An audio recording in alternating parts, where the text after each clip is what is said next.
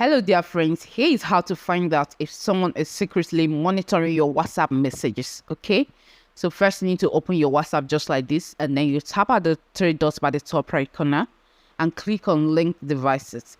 Okay, so right here, if your WhatsApp is being linked, you're going to see it here. But right now, my WhatsApp is not linked. Okay, if your WhatsApp is linked, it's going to be like something like this.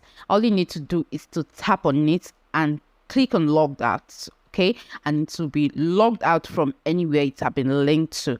Okay, and then you have to go back, tap on the three dots again, click on settings, tap on accounts, and click on two-step verification to turn on your two-step verification. You can see I've turned my two-step verification on, so you need to do that to get your WhatsApp secured from hackers.